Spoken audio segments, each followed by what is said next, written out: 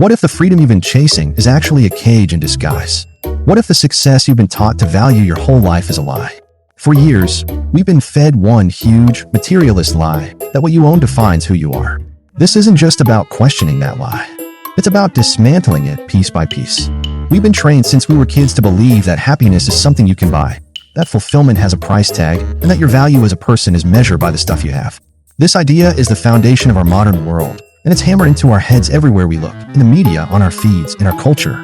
It's the promise whispered by every single ad, get more, be more. But the promise is hollow.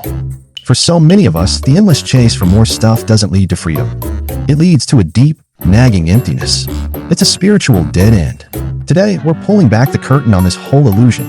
We're going to explore where this lie came from, see how it traps us in a psychological prison, and most importantly, figure out how to break free and find a real, lasting kind of freedom.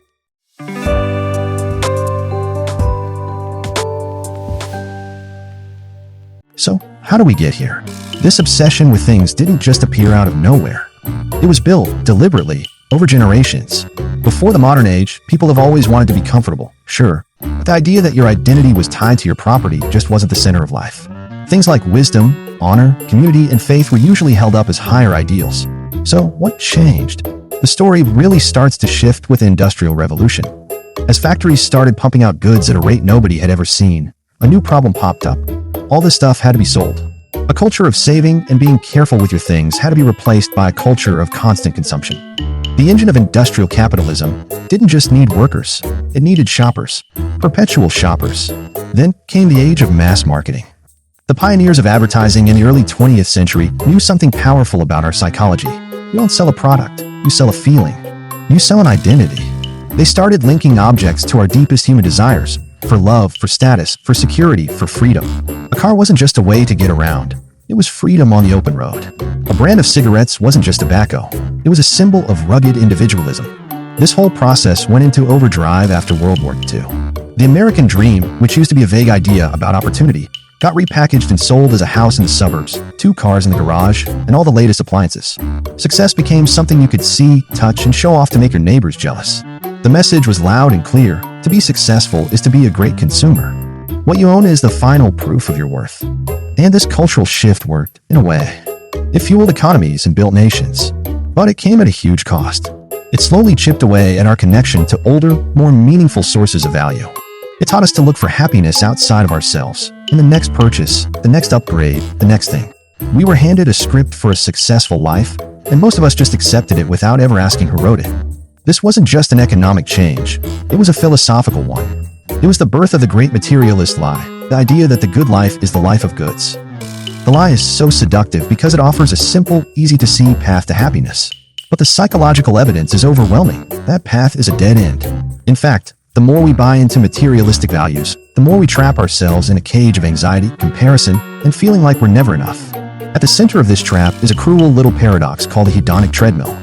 When you get something new, a new phone, a new car, you get a little hit of happiness. But that feeling fades fast. We adapt. What was new and exciting yesterday is just normal today. So to get that same buzz, you need something bigger, better, shinier. You end up running on a treadmill, chasing the next purchase just to feel okay, never actually reaching a place of lasting peace. This cycle is incredibly destructive to our mental health. The research is crystal clear. High levels of materialism are strongly linked to higher rates of anxiety, depression, and just being less satisfied with life overall. A big reason for this is the disease of social comparison. In our consumer world, we're constantly measuring ourselves against others based on what they have. Social media has turned this up to an unbearable volume. Every scroll is a perfectly curated gallery of things we don't have and lifestyles we can't afford, feeding this toxic feeling of envy and inadequacy. Even worse, materialism eats away at our sense of self. It teaches us to build our self-esteem on the shaky ground of what other people think. Our worth gets tangled up not in who we are, but in what we own. When that's your foundation, you're incredibly vulnerable. A financial problem isn't just about losing money. It becomes an existential crisis. If your car and your clothes are your identity, who are you when they're gone? This focus on the outside also destroys our relationships. When you're trained to see the world through the lens of what you can get, you can start seeing people that way too, as contacts to use or as competition. Research has linked materialistic values to being less empathetic and less willing to help others. The time and energy we pour into earning and spending is the same time we could be putting into our families, friends, and communities. the very things that actually make us happy. We end up isolated, chasing things that can never love us back. Finally, this chase leaves us time poor. We get so busy working to afford the lifestyle we're told to want that we have no time left to actually enjoy it. We're caught in a work-to-spend cycle, chained by golden handcuffs to jobs we might hate, all to buy things that don't deliver on their promise of freedom. This isn't freedom. It's a prison. If this feeling of being stuck on a treadmill sounds familiar, if you've ever felt that emptiness even when you're surrounded by success, then you're already starting to see through the lie. And that's the first step toward real freedom. If you want to keep exploring these ideas with us, hit that subscribe button. We're a community of people trying to figure this stuff out, and we dive into it every single week. The psychological cage is bleak, but the philosophical problem is even deeper. The lie we've been sold isn't just a bad recipe for happiness. It's based on a worldview that can suck the meaning out of life itself. Let's unpack that. The word materialism isn't just about loving stuff. In philosophy, it's the belief that the only thing that really exists is matter. Physical stuff, everything from the stars in the sky to the thoughts in your head, is just particles bumping into each other according to fixed laws of physics. There's no soul, no spirit, no non-physical consciousness. On the surface, that sounds pretty scientific and straightforward. But when you follow that idea to its logical end, you hit some really unsettling walls. The first is free will. If your brain is just matter obeying physical laws, then every choice you think you're making is an illusion. Your actions were set in motion by a chain of cause and effect that started a long, long time ago. The philosopher Baron D. Hallback argued exactly this, that we are just cogs in a machine, and our feeling of freedom is just us being ignorant of what's really pulling our strings. If that's true, then what happens to morality? If you aren't free to choose your actions, can you really be held responsible for them? Concepts like justice and ethics start to fall apart. How can you blame someone for something they were always going to do? There's also a weird self-contradiction here. The most hardcore materialist acts as if they have free will. They use logic to persuade you, they make choices, they get angry when they're wrong. All things that assume we have real agency. But the biggest problem with a purely materialist worldview is the existential vacuum it leaves behind. If we are nothing more than a biological accident, then what's the point of any of it? In a universe with no built-in meaning, where does value even come from? Materialism can tell you how the world works, but it has a very hard time telling you why any of it matters. It can describe the chemical reaction of love, but it can't capture the feeling of love. It can map the brain activity of seeing something beautiful, but it can't explain beauty itself.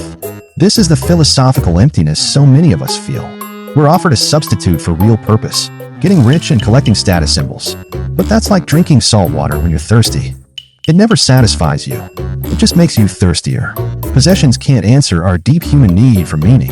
The ancient Greek Pythagoreans warned about this thousands of years ago, saying that a life focused only on material goods was a kind of spiritual death, a prison for the senses. The lie of materialism doesn't just fail to make us happy. It robs us of a universe rich with purpose and replaces it with a cold, empty void filled only with things. So, if chasing possessions is a cage, how do we get out? If freedom through ownership is a lie, where is real freedom? The answer isn't to run off and live in a cave, but to fundamentally change our relationship with the material world. It's about shifting our focus from finding happiness out there to building it in here. This path to liberation isn't new. Thinkers have been talking about it for centuries. The Stoics, for instance, taught that real freedom isn't about getting what you want, but about wanting what you already have. They said we should only focus on what we can actually control: our thoughts, our judgments, our actions. Everything else, our stuff, our reputation, what other people think, is outside our control, so our happiness shouldn't depend on it. When you build this inner fortress, you become unshakable. A great modern version of this is minimalism. It's not about having nothing, it's about being intentional. It's about consciously getting rid of the clutter in our lives, the stuff, the obligations, the distractions that don't add real value or joy. When you do that, you get back your most precious resources: your time, your energy, and your attention. From this point of view, freedom isn't having more, it's needing less. So how do you start? The first step is to practice gratitude and mindfulness. Gratitude is the direct antidote to materialism. When you actively appreciate what you already have, that burning desire for more starts to fade. Mindfulness, just being present in the moment, helps you hop off that hedonic treadmill. It lets you enjoy the simple, free pleasures of life: a talk with a friend, the sun on your face, the taste of your food. The next step is to get clear on your values. Ask yourself the question our society spends billions of dollars to distract you from. What do you actually care about? Forget your job title and your bank account for a second. Who do you want to be? What kind of life do you want to live? When you have your own compass, the siren song of consumerism gets a lot quieter. You start measuring your life not by what you have, but by what you give. This also means choosing experiences over possessions. And the science backs this up. Spending money on experiences, travel, learning a skill, even just a dinner with people you love, gives you a much deeper and more lasting happiness than spending on things. Memories don't get old or outdated. They become a part of you. Finally, real freedom is found in connection. It's in our relationships, in our communities, and being part of something bigger than ourselves. Materialism makes us lonely, but a life of purpose connects us to each other. We've been sold a very tempting lie, that freedom is for sale, that success is a fortress you build with your belongings, and that happiness is just one purchase away. But it is an illusion. The freedom it offers is a gilded cage, leaving us trapped, anxious, and empty. The chase for things leads to a life of comparison and constant dissatisfaction. It pulls our attention away from what truly matters, and is built on a worldview that can drain life of its meaning. But we don't have to live this lie. True freedom has never been for sale. It's our birthright. It's the freedom to choose our own values, to define our own success, and to build a life of real purpose. It's found in being thankful for what we have, in the richness of our experiences, and in the depth of our connections. It's the freedom that comes when you know your worth isn't tied to what you own, but to who you are. The moment you stop buying the lie is the moment you can start living the truth. If this message hit home for you, please share this video with someone you think needs to hear it. The more we challenge this illusion together, the more room we create for a better way to live. And don't forget to subscribe for more deep dives into the ideas that shape our world. Thanks for watching.